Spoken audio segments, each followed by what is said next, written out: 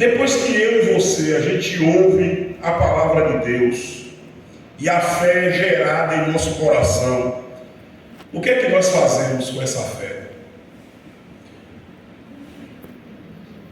É justamente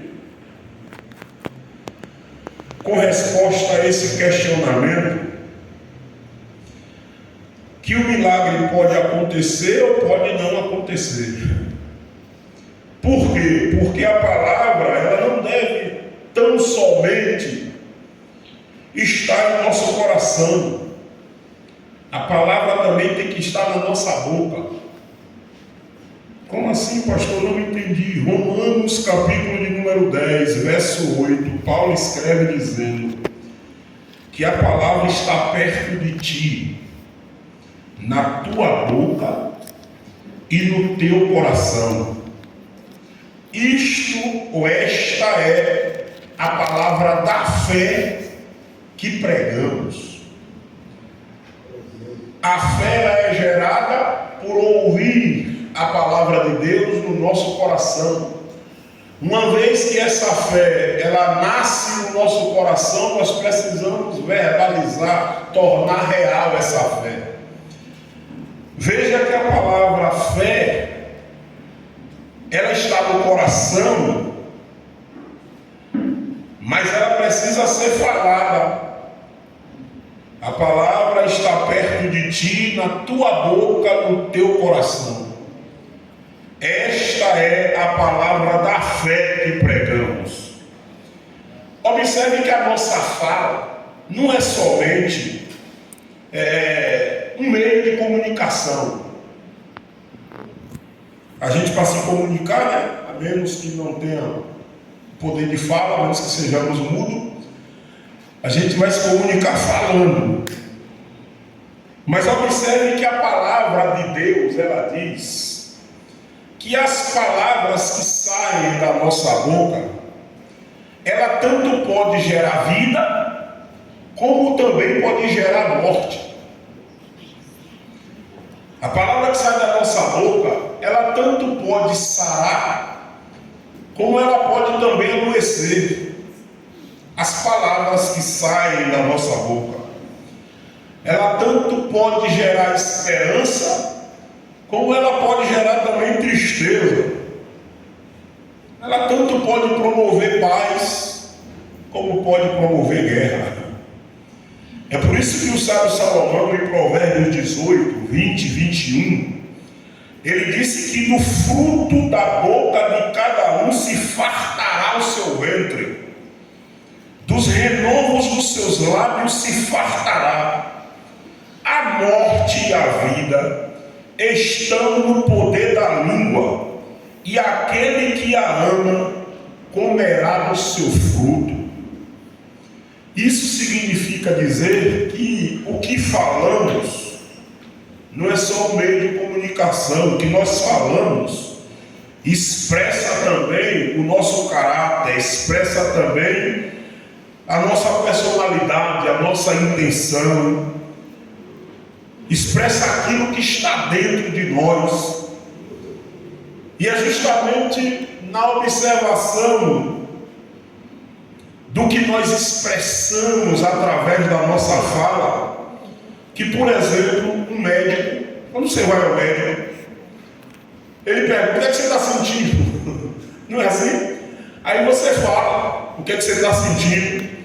Por exemplo, se você vai numa terapia, num psicólogo, num terapeuta, ele dá o diagnóstico da patologia de acordo com aquilo que você está falando e que está, na verdade, sendo demonstrado pelo comportamento. E aí Jesus, ele ensina, dizendo, mostrando, que a boca, ela fala do que o coração está cheio. Observe que quando a Bíblia diz que a boca fala do que o coração está cheio, é que quando a gente fala, a gente revela o que está dentro de nós, sabia disso? A língua, irmãos, ou a nossa fala, ela é como um leme. Quem sabe o que é leme? Iguio Barra. é como um volante no carro. A nossa fala, ela decide a direção que a nossa vida vai tomar. Eu quero que você entenda isso aqui nessa noite. Às vezes, há um ditado dos antigos que dizia que quem fala o que quer, quem sabe o restante? Escuta o que não quer. Jesus, ele disse: seja o vosso falar sim, sim, não, não. O que passa disso é de procedência maligna. Ou seja, o crente, ele não pode ficar com meias verdades, com meias palavras. E aí a gente vai perceber que esse poder que a nossa língua tem, que a nossa fala tem, a gente pode ser visto principalmente quando a nossa fala ela está baseada no que a palavra de Deus nos diz. Daí a importância da gente ler, da gente estudar, da gente ouvir a palavra de Deus, guardar no coração e a gente colocar em prática essa palavra. Porque uma vez que a gente coloca em prática, a gente não vai só falar, a gente vai viver de fato a palavra de Deus. É interessante que Marcos, capítulo de número 5, verso 34, Jesus chegou para a mulher do fluxo de sangue e disse assim: filha, a tua fé te salvou, vai em paz e ser curada deste teu mal. Mas perceba uma coisa, Jesus está dizendo para aquela mulher que a fé dela tinha gerado um milagre na vida dela, o milagre da cura, aquilo que ela estava precisando. Mas se a gente voltar um pouquinho para o verso 28 do capítulo 5 de Marcos, a gente vai perceber que aquela mulher, quando ela ouviu falar de Jesus, a Bíblia diz assim, no verso 28, porque dizia. Esse dizia aqui, ela estava falando. E ela falava o quê? Ela dizia: se eu tão somente tocar nele, eu vou ficar curado. Você percebe que quando ela toca em Jesus, está registrado, imediatamente o fluxo de sangue que havia no seu corpo para. E por que quando ela já está curada e Jesus pergunta: quem me tocou? Porque de mim saiu virtude. E ela conta que foi ela que tocou, porque ela dizia que se tão somente tocasse ela seria curada. Agora Jesus lhe diz: filha, a tua fé te salvou. Vai em paz e ser curada deste teu mal. Mas ela já estava curada antes de Jesus falar. Mas por que Jesus falou? Porque quando Jesus fala, ou quando nós falamos, nós materializamos aquilo que está ainda no mundo espiritual. Quando Jesus disse: filha, a tua fé te salvou, Jesus estava dizendo: você recebeu mais do que a cura, porque você viveu aquilo que você estava crendo no seu coração. Aqui está o segredo para quem quer ser bem-aventurado na sua vida cristã, na sua vida de discípulo de Jesus. É nós vivermos aquilo que nós cremos. E a nossa fé, ela é gerada pela palavra de Deus. É a palavra de Deus que gera fé. Você não tem que ter fé no pastor. Você não tem que ter fé na irmã do ciclo de oração, nem no profeta, nem na profeta. Você tem que ter fé na palavra de Deus. Porque você tendo fé na palavra de Deus e praticando a palavra de Deus, o milagre acontece. Quando a gente vive a palavra de Deus, tem mudança de vida. Quando a gente vive a palavra de Deus, tem mudança de comportamento. Quando a gente vive a palavra de Deus, a gente fala diferente. Quando a gente vive a palavra de Deus, a gente na verdade se relaciona diferente. E sabe por quê? Tem muita gente na igreja com Bíblia, vindo para os cultos, participando dos trabalhos e não tem mudança porque não vive a palavra. De maneira que a fé vem pelo ouvir, mas ouvir a palavra. Uma vez que você ouve a palavra, gera fé. A fé agora nasce no seu coração, na sua vida. Uma vez que nasceu a fé no seu coração, na sua vida, você precisa falar a palavra, viver a palavra, praticar a palavra. Observe que Paulo escreve a sua segunda carta aos Coríntios, no capítulo 4, verso 13, ele dizendo que temos, portanto, o mesmo espírito de fé, como está escrito: crie, por isso falei.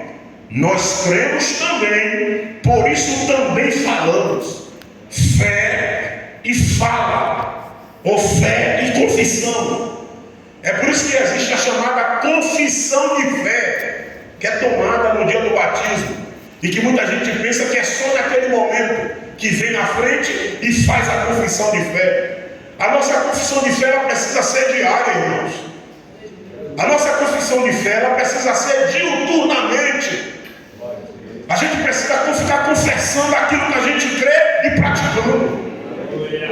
É por isso que Pedro, quando ele escreve a sua carta, ele diz: vocês precisam estar preparados para responder à razão da esperança que há em vocês. Nós precisamos estar certos do porquê que nós cremos. Por que eu creio? Por que eu pratico isso aqui? Eu tenho convicção nisso, a palavra está no meu coração, eu posso falar da palavra que está na minha alma, na minha vida, no meu coração. Uma vez que eu creio, eu falo. Uma vez que eu falo e creio, eu pratico.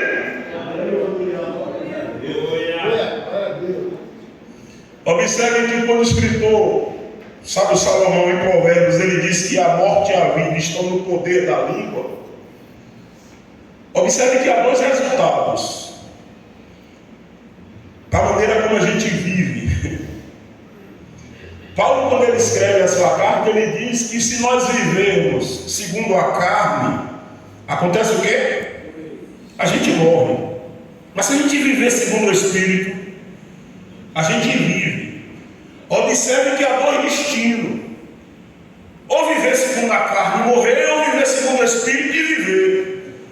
Viver segundo o Espírito e viver é justamente crer no que a palavra de Deus diz, falar a palavra de Deus, viver a palavra de Deus. Isso é viver segundo o Espírito. E às vezes a gente vive mais segundo a carne do que segundo o Espírito.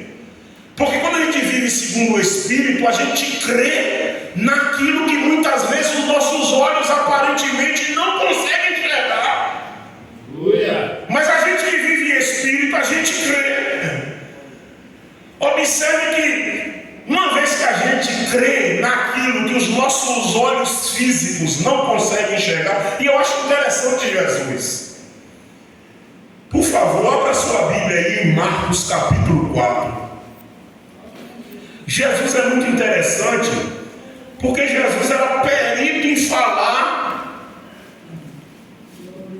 a coisas. Jesus era perito em falar a árvore. Jesus era perito em falar a morto. É interessante isso. Marcos capítulo 4, a partir do verso 30 e...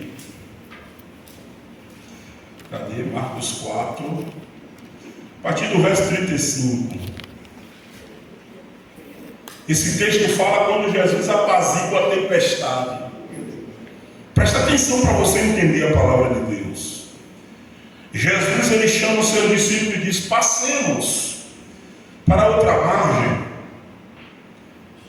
A Bíblia diz que eles, deixando a multidão, levaram consigo assim como estava no barco, e havia também com eles outros barquinhos.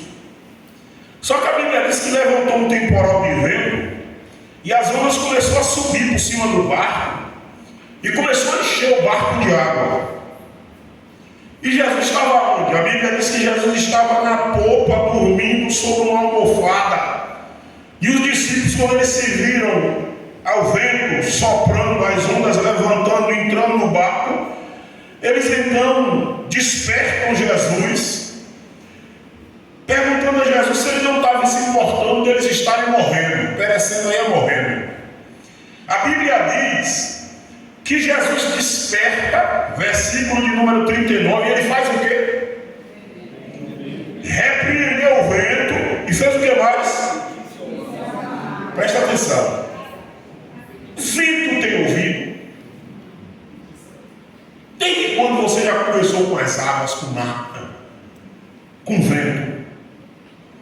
A Bíblia diz que Jesus repreendeu o vento e disse ao mar: cala-te, aquieta-te.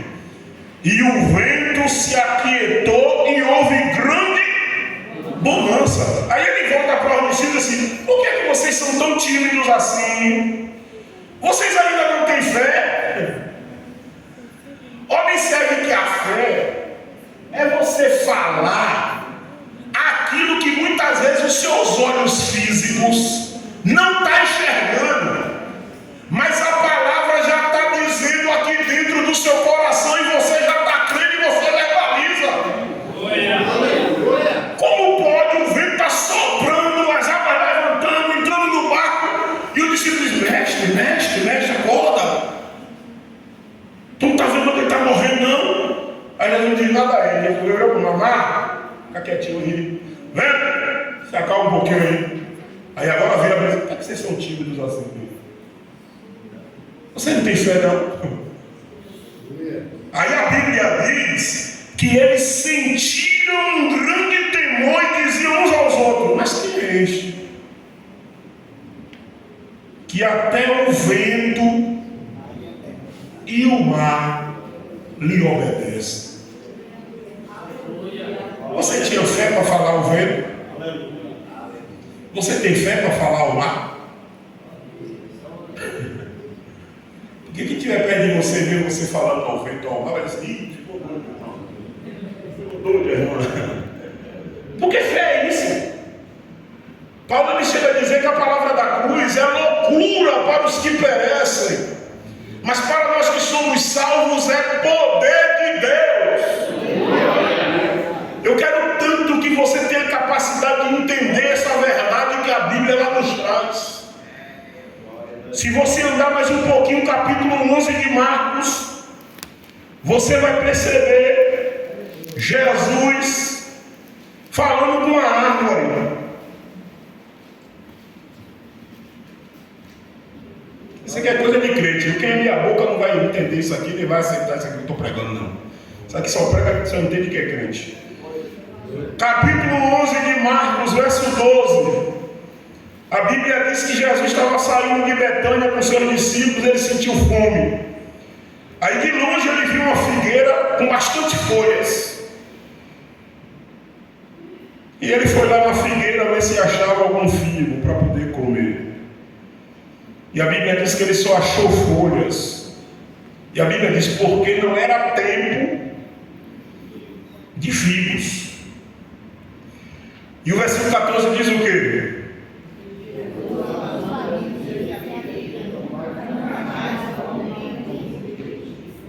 Jesus não poderia reclamar do dono da figueira?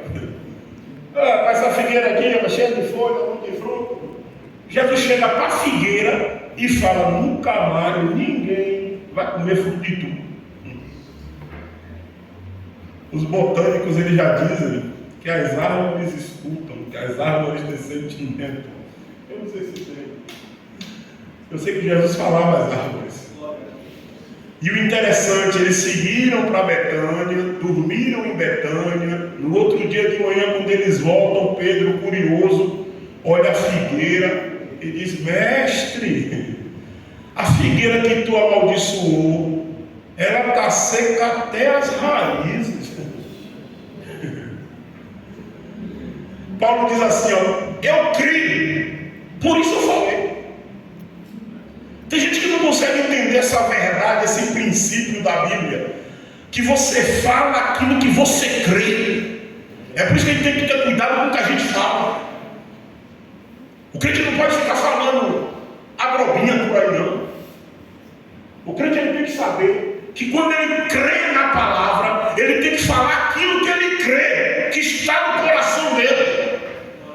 Daí a importância de ele se encher de Deus, se encher da palavra. Aleluia. Porque foi o próprio Deus que disse: eu velo sobre a minha palavra para fazê-la cumprir. Aleluia. Você acha interessante? Vamos para Lucas capítulo 7.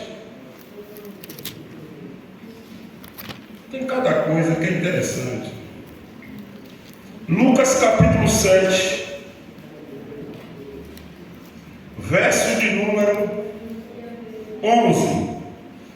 A Bíblia diz que Jesus, pouco depois de ir para a cidade chamada Naim, seus discípulos com ele, uma multidão lhe seguindo, a Bíblia diz que quando chega perto da cidade, estava saindo um cortejo fúnebre. Uma mãe, uma viúva, já tinha enterrado o marido, agora estava indo enterrar o filho. E é interessante que ia também uma grande multidão com essa mulher. E quando o Senhor viu, eu não sei o que foi que ele viu, além da multidão, da viúva levando o filho para enterrar. O que me chama a atenção é o texto dizer que ele moveu-se de íntima compaixão pela mulher. E ele chega a essa mulher, não chores não. E a Bíblia diz que ele toca um esquife. E quando aqueles que estavam levando aquele jovem morto param, Jesus olha para o jovem morto, presta atenção, está morto, não está vivo. E Jesus diz: jovem, eu te digo, levanta-te. É interessante que Lucas era médico, e Lucas escreve assim, ó, e o defunto.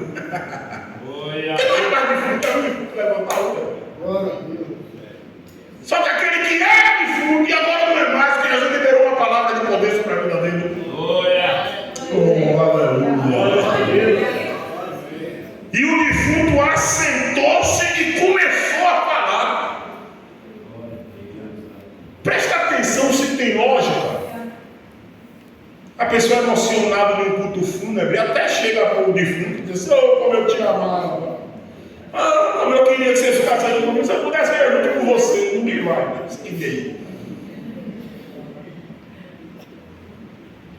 Mas ninguém chega para o defunto e diz assim: levanta daí, rapaz. Jesus falou: jovem, levanta-te. E o jovem se assentou e começou a falar. Quer mais? João capítulo 11, quando ele chega diante do túmulo de Lázaro, ele diz: Marta, tira a pedra, Marta. Lázaro tem 4 dias morto. E Jesus chega dentro e diz assim: Lázaro, vem para fora. O cara está morto, já tem 4 dias. É que há poder na palavra de Deus. Eu quero que você entenda isso aqui. Tem poder a palavra de Deus. Eu vou repetir: a palavra de Deus é poderosa. Quem tem poder não é a palavra do pastor, não é a palavra do profeta, é a palavra de Deus. Quando a gente fala a palavra de Deus, ela é poderosa. Você lembra de Gênesis? Haja luz e houve luz. Haja porção seca e houve porção seca.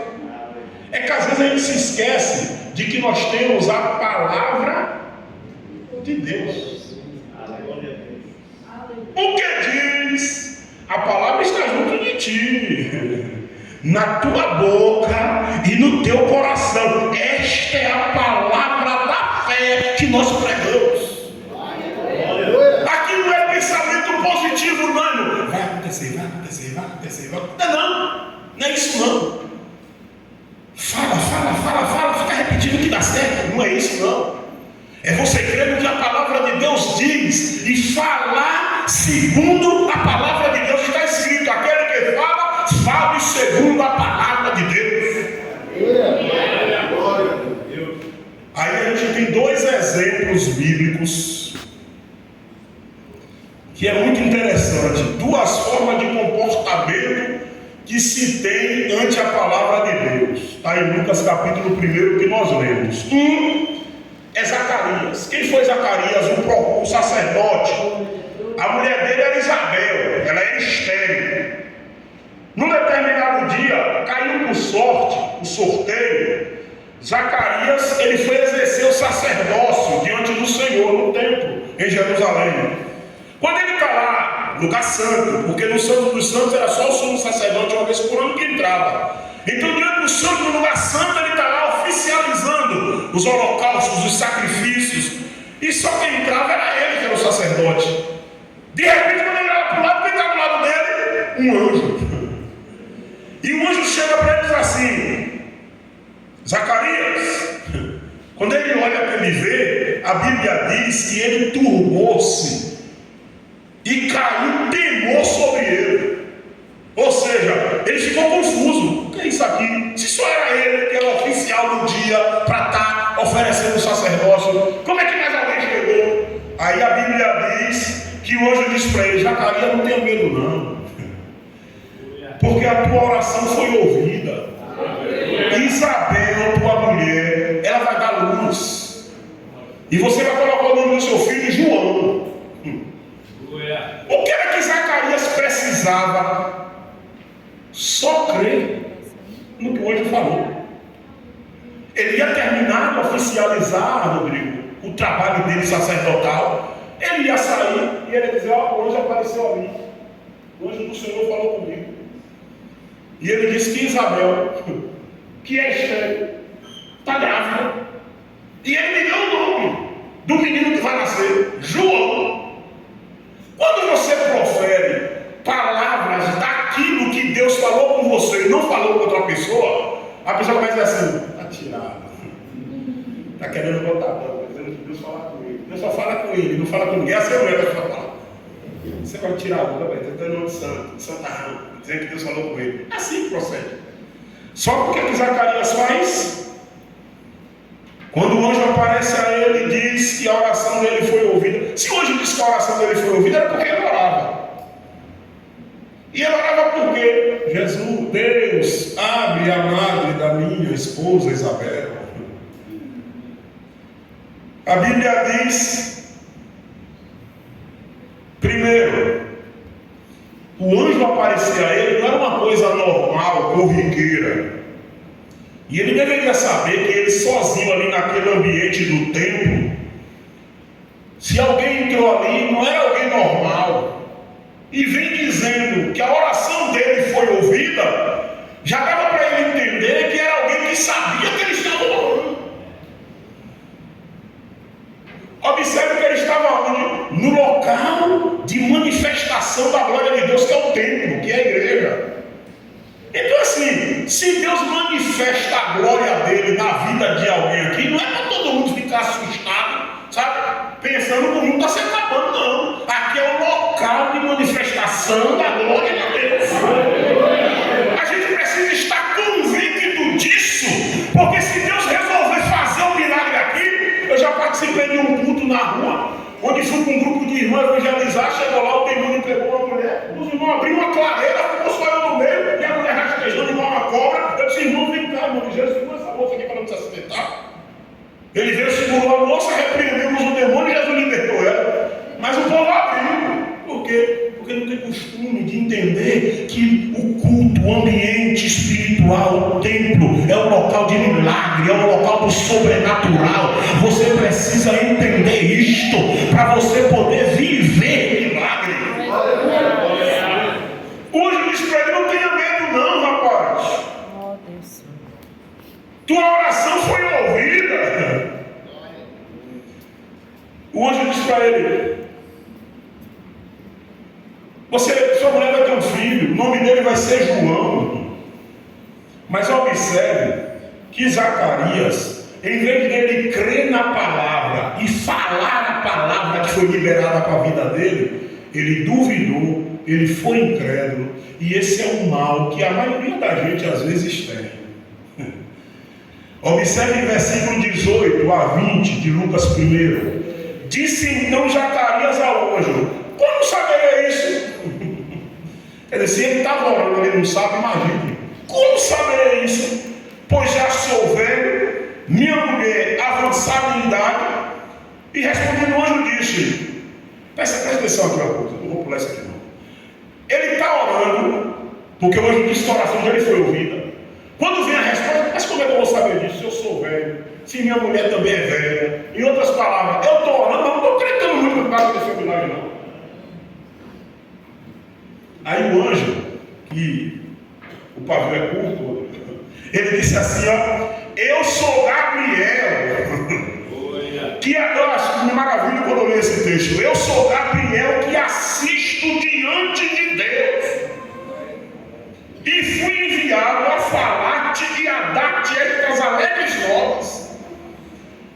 Aí ele diz, por que você não creu no que eu lhe falei, que é a palavra de Deus? Você vai ficar mudo, você não vai poder falar até o dia em que estas coisas acontecerem, porque você não creu no que eu falei. Mas no seu tempo, que a palavra é de Deus, quando Deus resolve fazer, eu crendo ou não crendo, Deus vai fazer, porque foi Ele que sou eu fazer.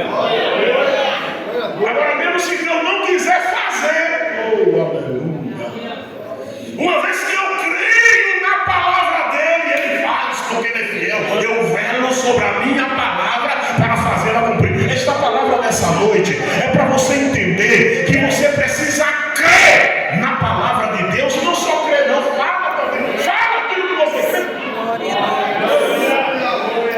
Glória a Deus. Quando a promessa é propósito de Deus, Deus cumpre. A nossa incredulidade não impede quando Deus quer realizar o milagre. A prova disso é que a maioria dos milagres que Jesus realizou, as pessoas pediram a Ele, sabia disso? Mas se você ler com cuidado, você vai ver que Jesus também realizou milagre na vida de quem não pediu. Um exemplo só, por causa do tempo. Aquele homem que estava 38 anos à beira do tanque, ele nem sabia quem era Jesus. Jesus chega e diz assim, você quer ficar curado? Ele disse, eu não tenho ninguém, que quando a água é movimentada aqui, ele disse assim, levanta, toma teu leito, vai para tua casa. Aquele homem nunca chegou assim, eu sou aleijado, meus pés é manco, não. Quando Jesus disse, levanta, toma o teu leito, vai para tua casa. O homem ficou de pé, esqueceu que era aleijado, ficou de pé, pegou o leito, jogou nas costas, saiu baixando, e lá na frente perguntaram, eu nem sei como ele curou, sei que ele mandou levantar, pegar o leito, botar nas costas, e foi isso que eu fiz. Eu oro a Deus para que esta fé daquele homem possa gerar no teu coração, para você crer no poder da palavra de Deus. Porque uma vez que nós cremos no poder da palavra de Deus, versículo 26 do capítulo 1 de Lucas, o mesmo anjo, quem foi o anjo que apareceu para Zacarias? Ele mesmo, foi em Nazaré. Chega lá em Nazaré, está lá a virgem, noiva se preparando para casar. Aí ele chega e diz para ela, salve agraciada,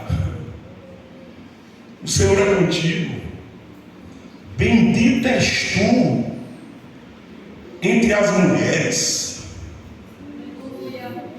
Eu acho interessante essa saudação do anjo. Aí o versículo de número 29. E vendo ela, foi o que aconteceu? Zacarias, aconteceu o que quando ele viu o anjo? Turbou-se. Maria, quando ela viu o anjo também, ela também turbou-se muito. Mas não foi com a presença do anjo. Foi com o quê? Com as palavras, salve agraciada, o Senhor é contigo. Ela começou a considerar, que saudação é essa? Quem é que chegou até mim trazendo essa saudação? Aí a Bíblia diz que o anjo, percebendo que ela estava turbada e com medo, ele diz, Maria, não tenhas medo, porque você achou graça diante de Deus. Aí a Bíblia diz que ele dá o recado, assim como ele deu para Zacarias. Eis que em teu ventre conceberás e darás luz ao filho, e por-lhe-ás o nome de Jesus. Este será grande e será chamado Filho do Altíssimo, e o Senhor Deus lhe dará o trono de Davi seu pai, e reinará eternamente na casa de Jacó, e o seu reino não terá fim. Aí a Bíblia diz, e disse Maria ao anjo, Observe que a mesma fala de Zacarias é a mesma fala de Maria. Como se fará isto, visto que não conheço o varão? Aqui a gente precisa parar para responder um questionamento.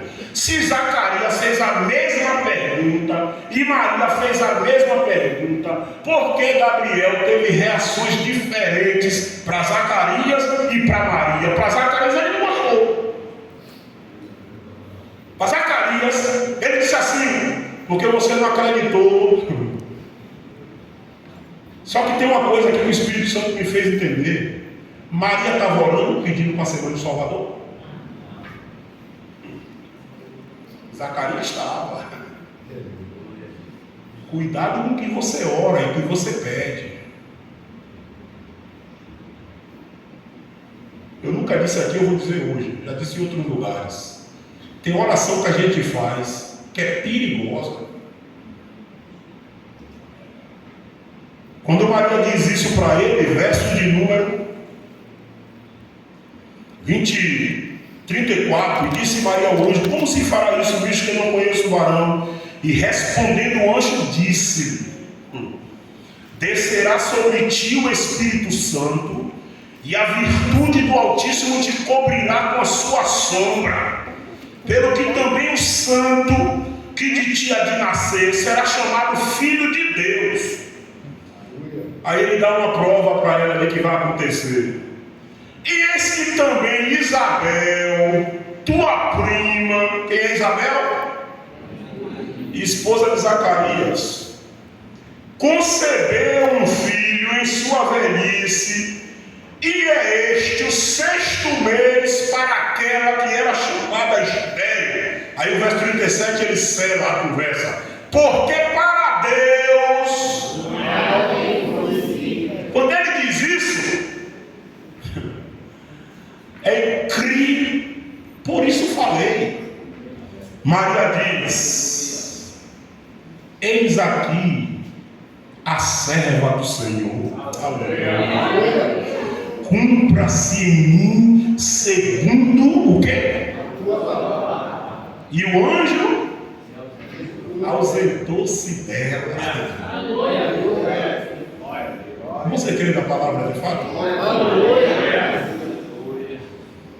Se você crê de fato na palavra, Deus vai fazer o que Ele diz na palavra que vai fazer. Ô pastor, o que é que Deus diz que vai fazer na palavra? Você precisa saber o que é que deseja o seu coração.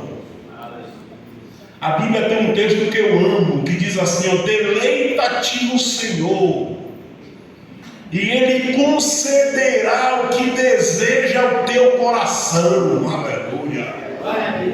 Deleitar, irmãos, é mais ou menos assim: alegra o Senhor.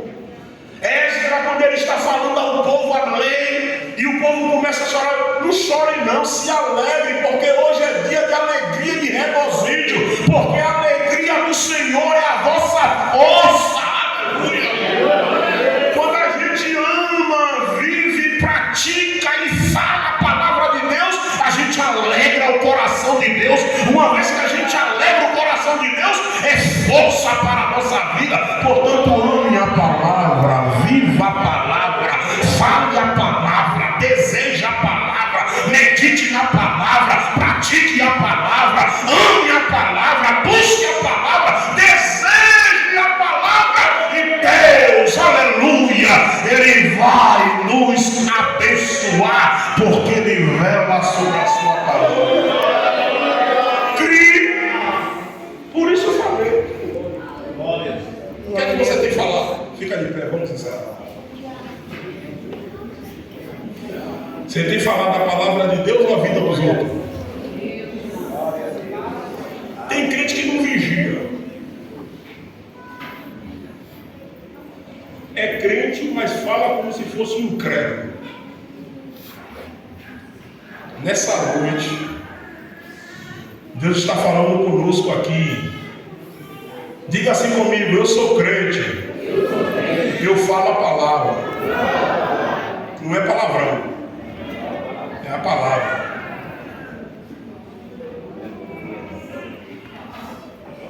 Agora você precisa conhecer a palavra para poder falar a palavra. Conheça a palavra, fale a palavra, viva a palavra, pratique a palavra. O Deus dos céus, aleluia, Ele vai cumprir a palavra dele na sua vida. Você recebe esta palavra nesta hora.